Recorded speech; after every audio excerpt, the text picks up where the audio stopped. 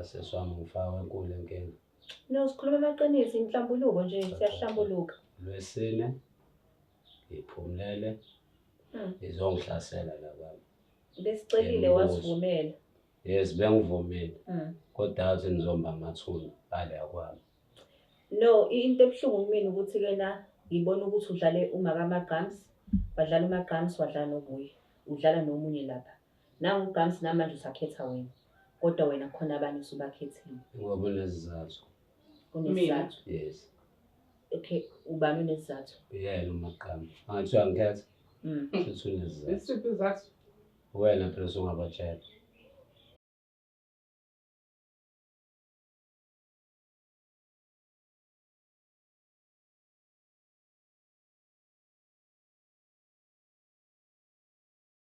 Sanibingelela nonke babukeli beBlack Life TV kwesinye isiqephu izinkinga zomndeni. Njengoba sasinithembisile lesine namhlanje siyeza sobheka uDumisani sizwe part 2 ukuthi uMagams usiphatheleni. Asambe.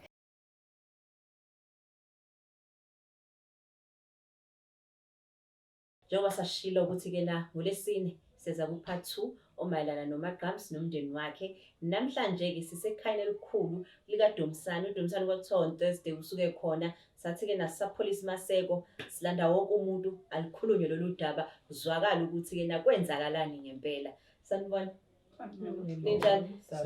Siyaphila nathi. I think umuntu esingamazi la ekhaya uyena ubaba uDumisani. Sacela ubingelela ababukeli emakhaya uzisho ukuthi uDumisani wakuphi. Ngizothanda ukubingelela kakhulu kubabukeli. Igama lami nguDumisani okubaba la ekhaya. Okubaba la ekhaya. Yeah. Siyabonga kakhulu ukuthi usivumele ukuthi size la ekhaya. Asithembe ukuthi-ke nasophuma sesinazo impendulo ngoba usisi lo oseceleni kwami uyamazi? Yebo ngiyamazi. Uyamazi? Yebo. uMagam? Ngiyamazi naye. Okay, lo usisi? Umamncane wakhe. Oh, uyamazi. Yes. Okay.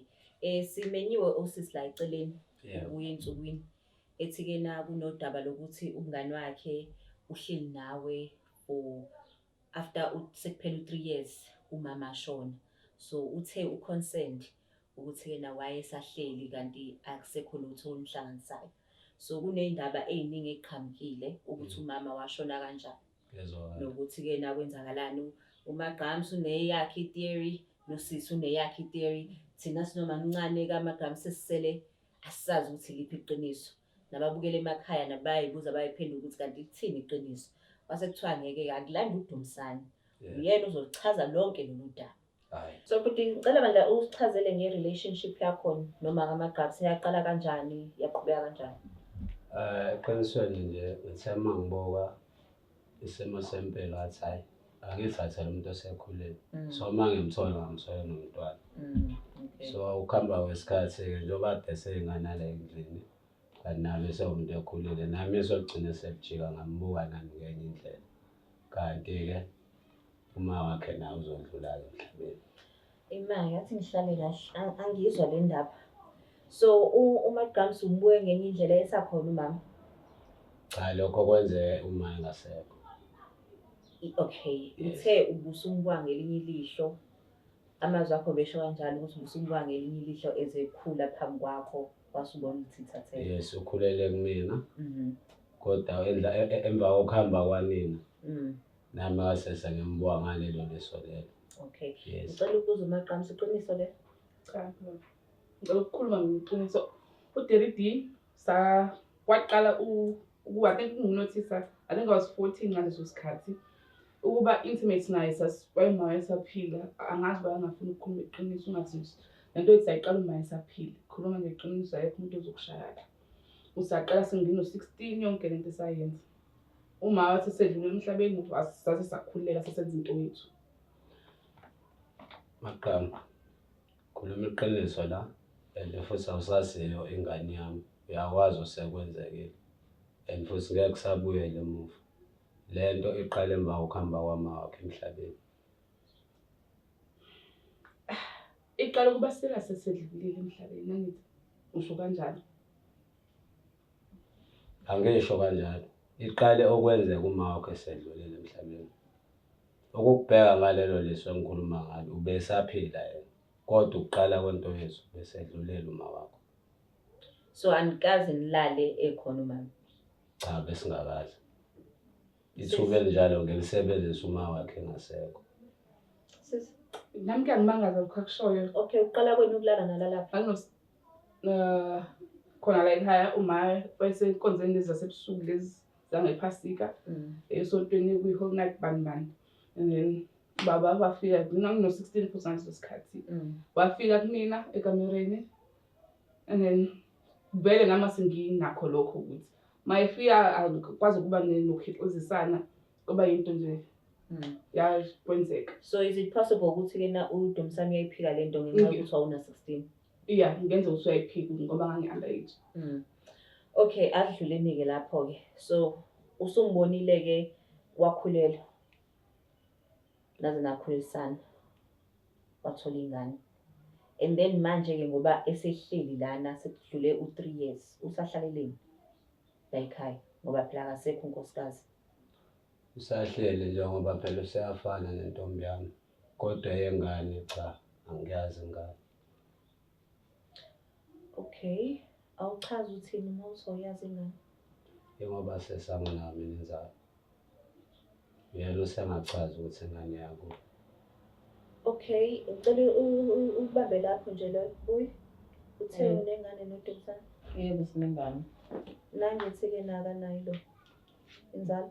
Uthathela lokho uthana inzalo. Ukwaze nini usona inzalo Dumsane? Ngithathela kuma-results enginawo kade ngakwazi lokho. Angibatholi mina abantwana. And angilwe nabo. Phela into abangayenza bangafuna ubaba bengane zabo. Hayi mina. Okwenzekile ngikuphiki kodwa ingane angizazi. Ine-proof yalokho futhi. Manje ubutholile ingane yakho wena nengane? Na 8. Eyakho? Izothi 3. Izothi 3. So ubuthuleleni sonke lesi sikhathi ngoba ubuye uthi ubuye uyondla ingane uye ukuyondla ngoba nangu uMagqami sekuyena umama la ekhaya. Ngolamba nosese. Ezinye izinto angithandi ukuyiveza obala ngoba bengimthanda naye bengimthanda kodwa wabantwana cha. Uma kaMagqami sibazi ukuthi wena una inzalo. Ubekwazi lokho ingakho ngathi akeze naMagqami ngoba ngangenza ethi umphakathi ungabi nalelo solo ukuthi la ekhaya akunangalo. Mancane lelo ludaba. Ngiyaluza. Uyabona ukuthi sesiphindele la de sikhona last week. Sesiqhama phansi kahle. Sesiqhama phansi. Conclusion hazi noma uyoba khona yini. Kule group le amanga ayavunguza. Buyi bawubeka ingane. Dumsane. So Nami ngakufela lokho uDumsane babengani. so ungasekena ku conduct ama DNA test. Ngathi yena. Uzophuma yena. Yebo. Mangaphumanga yena nizokwazi ukuthi nimbuyisele zonke lezi imali ayisebenzisa.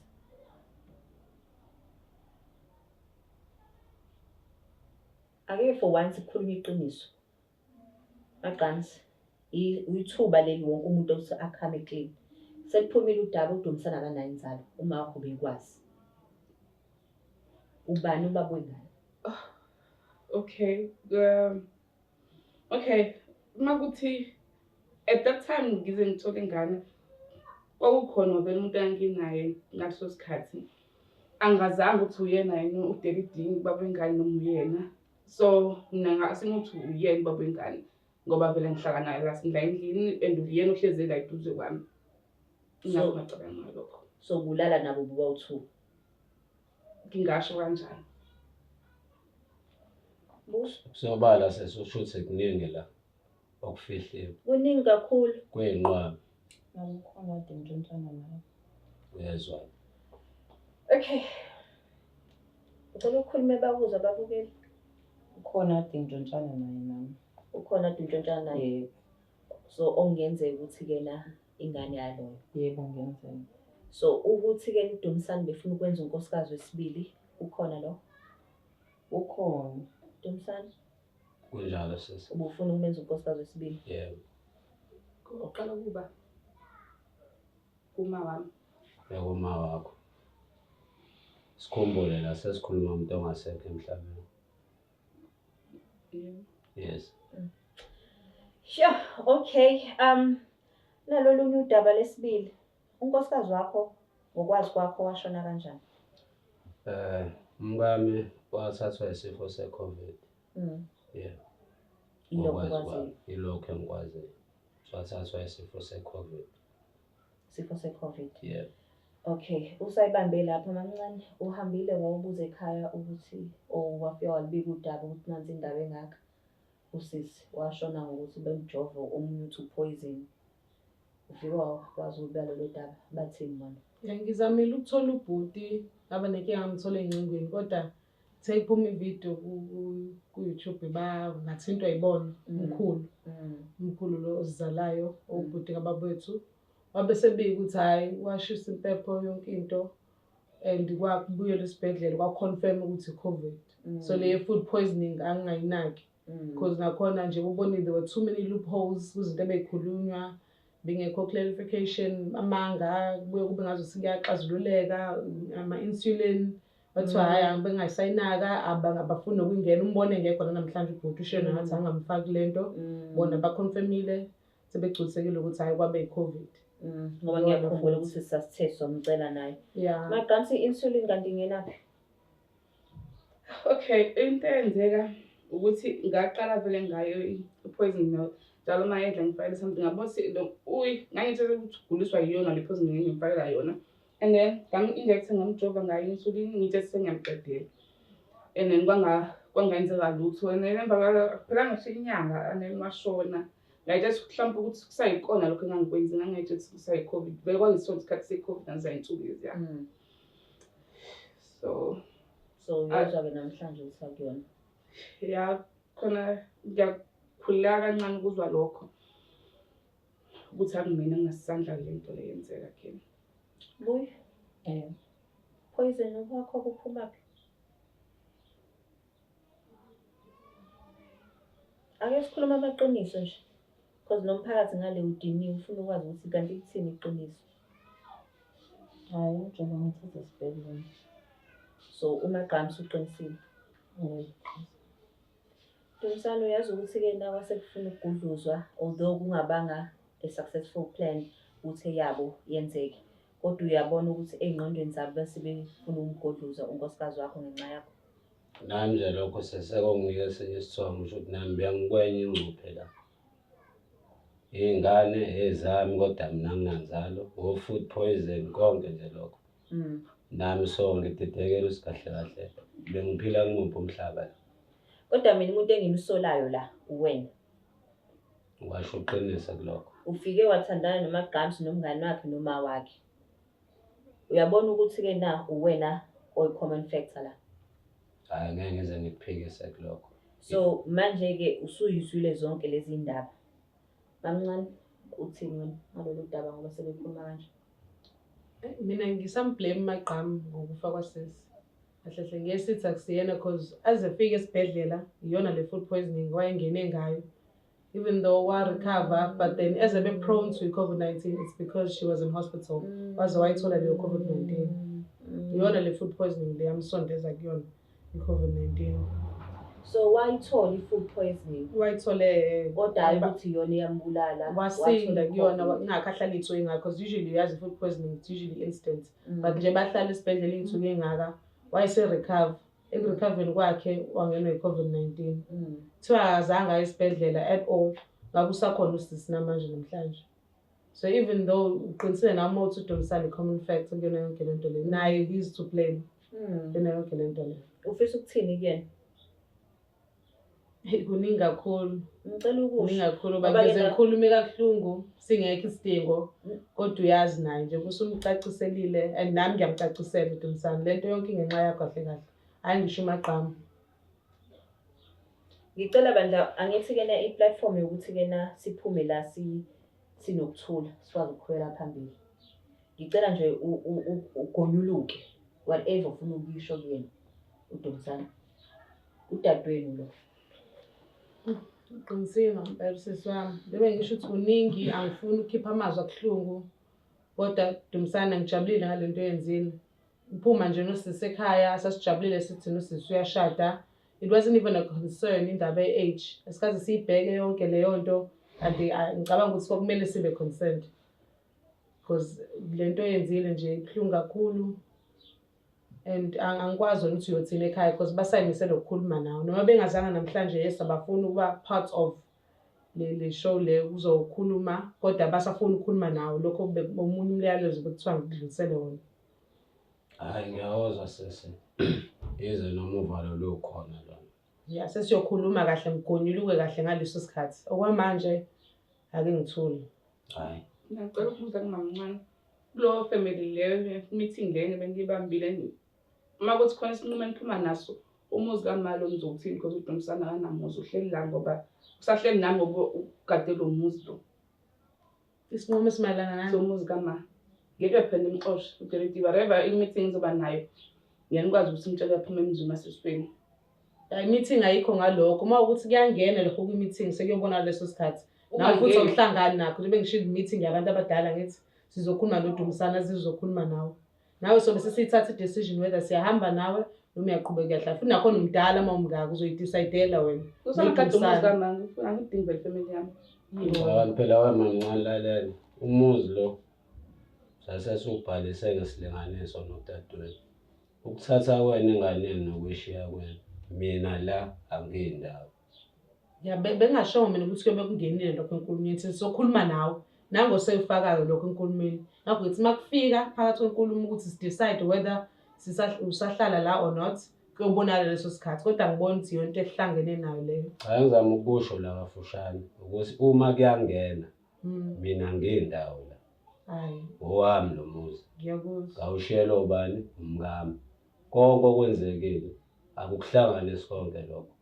So ngiyocela leyo meeting ibe mayelana nalokho. Yeah. Ingawufaki lo muntu. Njengoba bese ngishilo amagqami lokho obukungenisile lokho. Ngiyabonga. Asingakhulumi ngakho nje manje futhi kahle. Ah sibonge nami. Ngixolele. Ngiyabonga manje. Magqami wabizwa wamlwela uDaddy D la. Usukhuluma indaba yomuzi. So usho ukuthi kena ukhetha uDaddy D over ifamily yakho. Yebo njalo. Daddy D. Sesa. Uthini ke into yakho noMagqami? Uzoqhubeka naye. Kodwa mhla esengitshengisa ubaba wengane ubani. Boy. Wenze njani? Isinqumo sakho kuya ngakabi naso. Ngoba nawe sangikweleta okufanayo. Kodwa kumele ukwazi nezinto engikufane nazo noMagqami. Chaza ukufuna. Ngichaza lokho engikushoyo boy. Nawe angifuni ubaba wengane. Phela uMagqami uzoqala la. Wena ufike emva kwakhe. Ubuvela uzoba umfazi wesibili. So ake ninike nesikhathi nisorte out inkinga zenu. Ezokuthi ngithini ngawe ngenzani ngawe lokho sobe sekubona. Uma ukuthi ufuna ubaba wengane yami kuzolungisa inkinga zethu then sokwenza lokho ukuze ngikwazi ukuthi sihlale ngokuthula siqhubeke sihlale ngendlela sihleli ngakhona ingane iqhubeke ikwazi ukuthi ubaba wayo. Awushintsheka lokho kohlezi kuye ekhaya manje. Eyakho sobe sibona boy. Vele uzangamuva uyazi na. Yes. Buye makhuluma iqiniso ngempela inhloso yakho ukuthi ubize uBlack Life uMagqami ngokweconcern yakho. Bekuyini inhloso yakho yangempela? Lo uyazi wedwa ukhulume nje iqiniso ngoba uyambona uDaddy D ukhulumela uMagqami. Wena kuthiwa uyohlezi ungemuva. So awukhuluma iqiniso la khona. Inkinga yami ukuthi uDumisani engasayo njengami.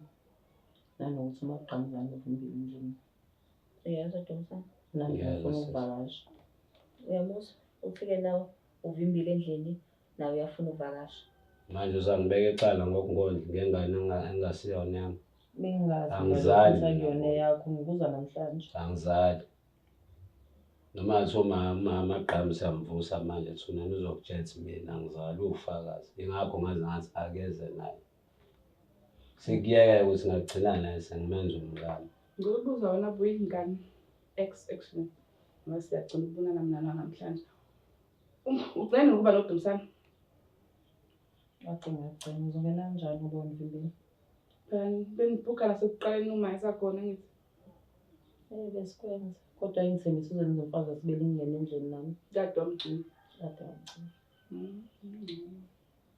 Ngiyajabula uvimbeni. Magqansi khona into ekhulumile lana umuzi Dumisani.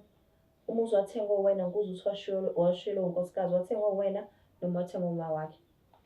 Wawuthengwa amagqamu kodwa umshado esawenza kwaba wesilinganiso. Owesilinganiso. Yes. Okay. So uMagqansi yena uzomenzani unkosikazi wakho noma uzoba intombi? Uzoba unkosikazi ngoba angeke alahlekelwe unina aphinde alahlekelwe umuzi. Manje masiyolobola la komamncane uzophinda futhi uzomemeza uletha abakhongi esangweni elilodwa. Kodwa usuzele indodakazi manje. Ngicathi lokho ngizazokhuluma nabasekhaya abadala ngoba nami khona abangiphethe. Mamncane wena ngoba ukhona la uzizwa kanjani ngalento ayisho ukuthi uyena uzomthatha ngonkosikazi? Kuwumalume mina bengeke ngiyamukele. Kodwa-ke unfortunately ngibe ngingekho phansi kulezo y'nkulumo. Kodwa nakhona ubhuti nomkhulu angiboni ukuthi bazoyamukela leyo nto. Ukushada kwenje angifuni ukunithembisa lutho hhayi ngoba nakho mina ngingakubusisi. Kodwa nje angiboni sekhaya bazoyivuma le nto. Into encane ayiphoqe phela. Kuyakwazi nokubhaleka. Yes. Siyakwazi ukubhala sizoqhubeka futhi sihlale sibeheli ngoba la ila singayikhona la. Hayi kunina ngibona nami ukuthi aningayi-complicate ngokushada nokulobolana. Qhube kanje nihlalisane nothi niyahlalisana. Vele akuyona into esihlanganayo nayo. Vele kahle kahle bengoba besicela imvume. Bese okunje senitshele nazi. Boy, ngilokho ngikuza uqunga la eduze kwami. Khuluma sisi. Khuluma Dumisani siyaphalaza sonke namhlanje wonke umuntu akagonuluke. Useshini phela ukuthi bayakhethana mina sengiyini. Phela wena usibizile lana khuluma sisi. Anginandawo mina Dumisani. Ngenze njani? Mengifika lo baba ngane ngamukeli ngithini? Akamukeli. Engangamukeli nami. Shithi ingane yakhe mase ngangixontshana naye. Angisho ukuthi uyakwamukela noma akakwamukeli. Iqiniso selifunayo lengane. Mawukuthi ingane yakhe kodwa mina ngisathanda ukuqhubeka nawe ngenze njalo. Thatha ingane phela iye kubo. Wena ubuzoba umfazi wesibili la ekhaya. Kephi. Hayi sesingesizwe ngawo. La endlini maqala. Okay. Sicela ke thina sinomamncane si-indadap nababukeli. Yini Dumisane ezokwenzeka manje awube indoda umele iqiniso lakho. Yini ezokwenzeka? Ubani osalayo uba uqhubeka naye noma uba uzolandela? Ngiyakhetha manje. Khetha. Amagqamu yasala. Ubuyi noma ngahamba. Buyi ufuna ukuthini ngalokho? Ngazi ukuthi ngithini. Uyabona ukuthi ke lokusiletha kwakho lana sekuje kulimaza wena futhi. Yini ufuna ukisho kuMagqama? Awugonyuluki. Ngithatha umngane wami. Ngitshela ukuthi uyenzeleni lento. Ngoba sekuphuma wena nje. Magqama ufuna ukuthini kumngane wakho? Ngisakusho ukuthi asana umngane wami ulungile baningi abangane enginabo. Ukuthi mina ngangimthembile ngitshela yonke into kanti bengingazi uzokwazi ukuthi abuye azongikwazi emhlangane nta azoyitshela abantu futhi abantu bonke abasibukelayo eSouth Africa yankubo. Bengingakwazi ukucela mina noDumisane ngitshela into ngitshela yona. Ukubiza bonke abantu be-TV la uzobatshela. Ukuze soyilungisa sisodwa lento. There's no need ukuthi kube khona bonke abantu la. Ngibona uphoxa futhi egcineni. Umngane benu ngekusasa ivele. Bukho futhi akukazi ukuthi sibaba khona. Yathi-ke wena-ke unakho ukuyisola ukuthi lento isiphuma kanje. Awuyisoli ngoDumisane? No. And uyamthemba uDumisane ukuthi uzobe indoda eqotho kuwena? Ngiyamthemba. Ekubeni enza kanje uma wakho. Ngiyamthemba. Uyamthemba? Ngiyamthemba. Wena Dumisane isazoqhubeka i-trust ekubeni eqamba amanga wathi-ke ingane yakho kodwa ngayona. Ayizoqhubeka ngoba nami anginakho. Angithethelelile kukona. Onjengani? Onjengokuthi bengishada uma wakhe. Kodwa namhlanje ngifuna ukushada yena. Omunye ngeke aze akwamukele lokho. As long as nathola ubaba wengane. Finish. Wena Dumisane awusho-ke unayo inhlambuluko mhlawumbe ufuna ukisho. Bese akhona le two ladies la. Mhlawumbe lokuqala engingayisho ngizothanda ukukhuluma naye uGqama. Angimchazele ukuthi umuntu wesithathu akadingeki. Yena ukwazi lokhu ukuphuma ayoba nomngane akhulume ngezinto zala endlini. Yingakho-ke kunje. Ngilingeke nje uyena kodwa-ke ngiyamxolela. Ayikho inkinga. Yes. Eyesibili ukuze uthe kuqala. Eyesibili mangiya lapha kubo omalume lama benqaba ilobolo leli okwabo. Mina ngiyobhala uGqama akayindawo. And futhi angiyidingi imvumo yabo kahle kahle. Okay, nathi Black Life siyenza kancane i-research anyana ukuthi umuntu lo yakuyena umuntu kanjani. Kunodaba bengithi uzolusho nala ukuthi ngoba ngathi uyindoda vele engakwazi ukuhlala nomuntu wesifazane oyedwa. UMagqama uyamazi lo sisi othandana naye emsebenzini.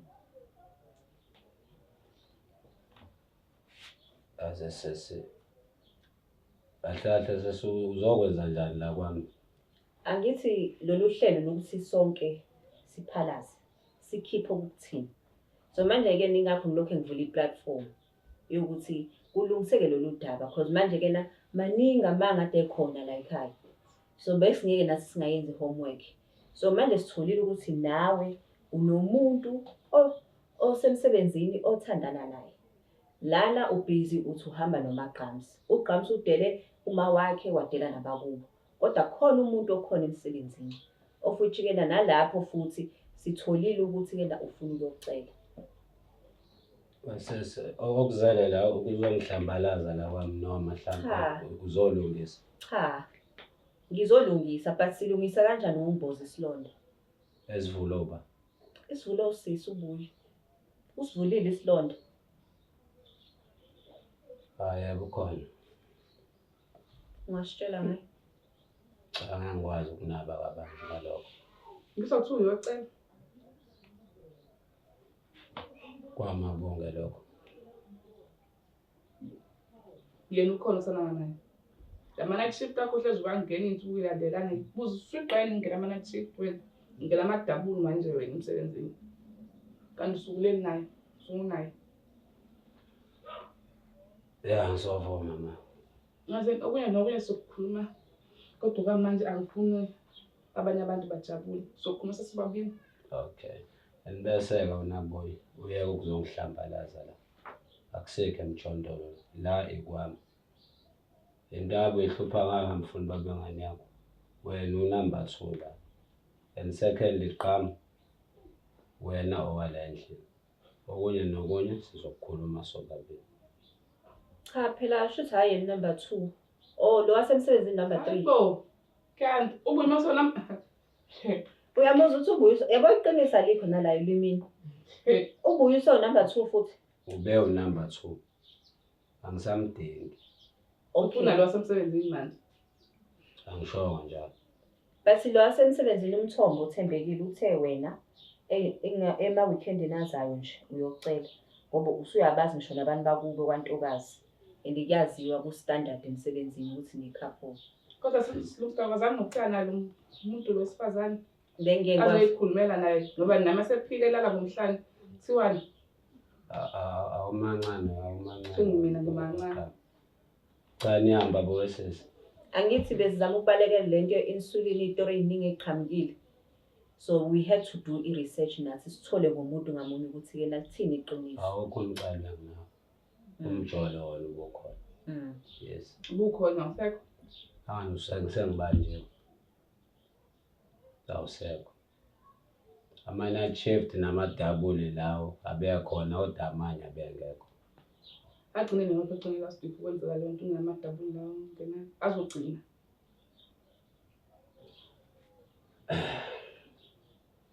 Aseswami ngifaka enkulu enkinga. No sikhuluma amaqiniso inhlambuluko nje siyahlambuluka. Lwesine iphumlele izongihlasela la baba. Besicelile wasivumela. Yes bengivumile. Kodwa athi nizomba amathuna ale akwami. No into ebuhlungu kumina ukuthi kena ngibona ukuthi udlale uMagqama, wadlala uMagqama wadlala nobuye, udlala nomunye lapha. Nangu uGqama namanje usakhetha wena. kodwa wena khona abanye usubakhethile. Ngoba unesizathu. Unesizathu. Yes. Okay, ubani unesizathu? Yena uMagama. Angathiwa ngikhetha. Futhi unesizathu. Isiphi izathu? Wena phela usungabatshela. Uqeda usho manje uthi uyangikhetha. Mina ngikukhetha ngoba phela ubuyise umshiyile bengazi khona number 3 khona semsebenzini wakho. Ngikukhetha ngoba phela vele ngeke indoda eqotho. Nezinto zethu zenzeka mntu right unkingi. Bengathi khona. Okay, ngoba sakuvele lokhu-ke manje ukwenza kanjani? Awusangithembi. Angiboni ngisazokuthemba. Isiphi isinyathelo ozosithatha? Angeke sithathe phela manje asifunanga ngithathe inyathelo umuntu ephuthuma ecekile. Kodwa ngisazoyithatha zonazo. Mina sazokhuluma ngeke phela namhlanje sinqobe ngasithathanga ngawo. Hayi, okay, ngiyakuzwa. Kodwa ngindawo ozosithatha. Wazi ukuthi mawukuthi uthi uyaphuma. Uyophuma nesuitcase ngoba la kukwami. Muzuma ngishela wona lo. Bakushela wona. Yimina obhala ekuqaleni ubaba wale ekhaya. Baba uqeda kwenzani? Angizwami? Baba uqeda kwenzani? Ubaba oqeda usazokusa enkantolo sibone umuzi lo kababa. Thatha isinqumo sithathayo. Sesilonke okunye nokunye ngilobaba lo angazi nami ngisazi manje. Ngosuthi ufuna le ntombi yakhe semsebenzini. Ufuna yona. Angisho njalo azosangibiza. Yabo njoba usathi baba ungibiza kahle impela ngoba vele ngubaba la. Angikwazi ukusuka la nisuka khona nize la kwami. Bosukile mama bangicela. Bosukile. Angikunakho nibiza abantu bakaTV ngibuka wona wonke umhlaba manje. Kuvela zonke izinto zala ekhaya. Usuthini manje kuzobuya kukhulunywa eceleni. Akuqalwanga ngani ukukhulunywa eceleni. Kodwa ke mawuthi ngisabisa ngamankantolo nani. Uyazi ukuthi icala libola ngithi. Hayi ngikusabisi ngiyakuxwayisa. Yes. Ulala nomuntombazane underage icala libovu lelo. Noma sabisi ngenkantolo umuntu ethi mina ngizophuma nesuitcase la ekhaya. Ufuna le ntombi yakhe semsebenzini. Iyaphi inkulumo yakho Maqama? Uzoyazi phela usuyicabangisa kahle. Ulala nentombazane underage eno16 wena intotodla wekhehla. Ibizwa ngani leyo nto? eSouth Africa ibizwa nge-rape. Okay. Icala liboli. Lalela-ke ma. Mina ku-30 sobona kuzogcina ba. Hamba. Sobona. And babe khona bonke abantu abala. Hayi hlubo bongifica khona futhi la. Yes. So Magama ngoba into ingasahambi ngendlela yakho usumsabisa ngalo. Angimsabisa ngisabisa ngenkantolo ukuthi ngizofuna suitcase sohlala nenkantolo ngenxa yomuzi wama. You understand ukuthi u-Daddy mayishada lo sisi lo. Decide ukuthi bazohlala la. Ayikho yakhe indawo. Mamncane uzomthatha back mase ngixoshela u-Daddy. Kuyomele ngimthatha bafana ukuthi ingane yami. Angindawo Kodwa kukuyena. Nakusalako. Evele lawo sisi imina ngathi akamlandi. Yabo. Cause uma wakhe. Ake sithi ke na-ke sengiyenza ngoba uyaphika uma ngobhoza ukuthi ke na uyocela. Uyamshada ke lo sisi. Uzohlala naye lo Magams la, wonke umuntu uzohlala la endlini. Noma Magams ngizomela ahambe. Ake sithi uyashada. Ake sithi ngiyashada. Nawo amagama akho kule Lo mshado lezo. Lezi inkinga lezi zinto zonke ayikhulumayo. Yeah. Hayi ngokosiko make kuthiwa uqala ukhulume noNdlunkulu. So uzoqala ushado Magams. Yes. Masulandela ngomunye. Akekho mina ngomshado. Bekumjola athi angibanje uma nguyena. Uyethemba indoda engakwazanga uma imele umuntu esifazana oyedwa. Ade nibhanqa nonke. Unibhanqa nonke phela. Awusesizwa kude kakhulu ukuthi sengangithemba manje. Boy, sis wena usimemile lana before sivale. Ubhuti angazi noma ubuthanda yini ukuthi siphelezele uMagams sayobheka ubaba wengane. Ngabe isinqumo sakhe leso. Mina ngikudinga imphumela. Ngathanda. Ngingathanda. Akukho okunye okufihlile. There's nothing. Sure. Yeah. Okay.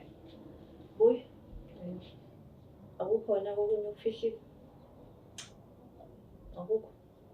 Ngathi wena usuphelelwe amandla nakubhoza phelile. Phele yonke into. Hayi, uxolile. Uxolile.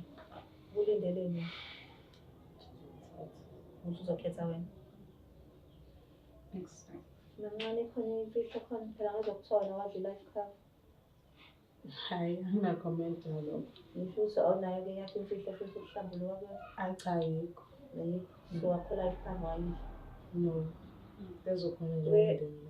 We-30D nginombuzo-ke la. I-death certificate bake bayicela bomndeni. Bayicela. Ingakho ethi nje alikho ilobolo lami abawulithatha. Basuthi vele bane-life cover. Bayithatha. Nayo ngaze ngayilwela ukuze ibuye. Basuthi banayo yonke imali.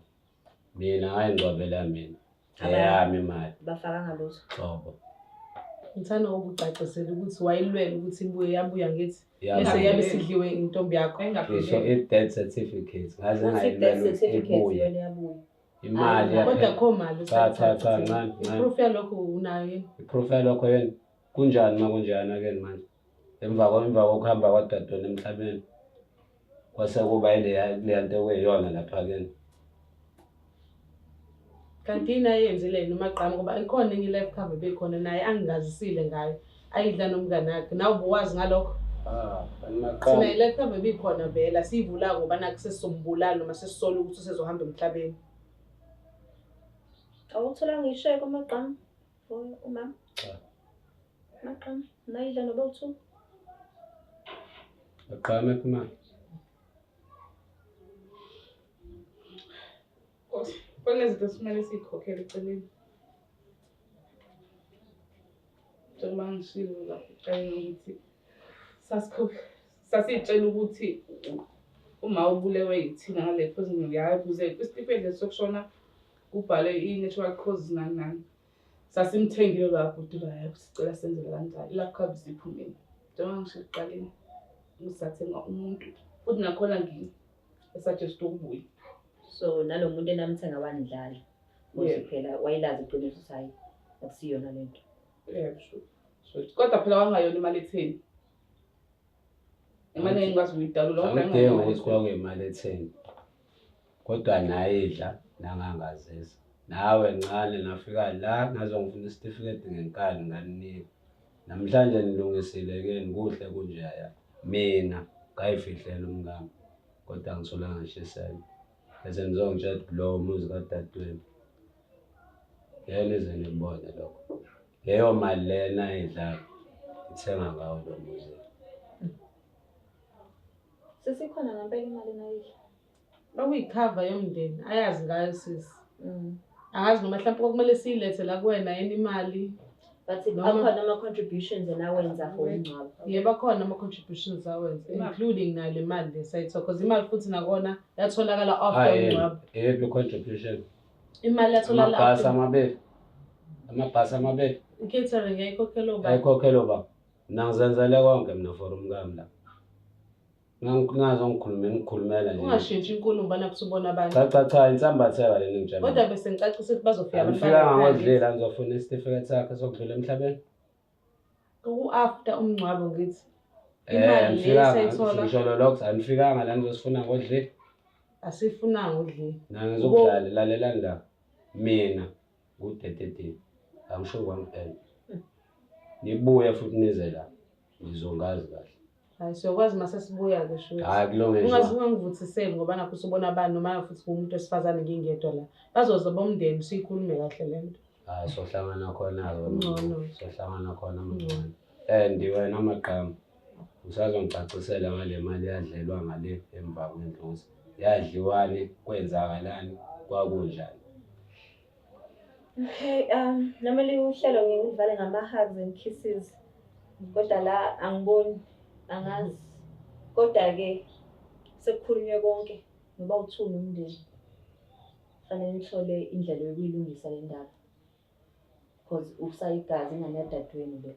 Yena udadewenu mayihambile emhlabeni wazi ukuthi khona abasele abazongibhekelela ingane yami. So nina fanele nilungise. So kunina nje ngilindele ihaki.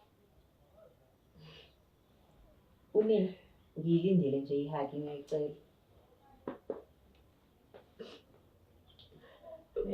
kumele ngempela ibe khona i-hike ngoba angidingi mina ngamncane. Ngiyacela Hope-ke kodwa ngelinye ilanga. ngelinye ilanga today. Yo, niyayizwela-ke babuyela emakhaya. Ayi, wazwa kanzima uLesine. Wazwa kanzima uLesine, uphuma ukhathele ngoba wonke umuntu unestori sakhe, wonke umuntu usho kwakhe. But okubalulekile amaqiniso asephumile. Umuntu uyena usezethathela isinqumo ukuthi wenzani. Wonke umuntu usenikezwe i-choice, banikeza ukuthi yena ileli qiniso ubuye utsheliwe ukuthi akadingeki. Amagransi kuthiwa uyakhethwa, uDumsane unomuntu wakhe emsebenzini, shuthi boyibona ukuthi yena ubani olungisa into kwenzakalani. Owethu umsebenzi thina sesiwenzile, sesobuya-ke futhi seso-check i-progress ngelinye ilanga. Siyabonga kakhulu Black Life TV. Please don't forget to share, like and subscribe. It's the Black Life TV.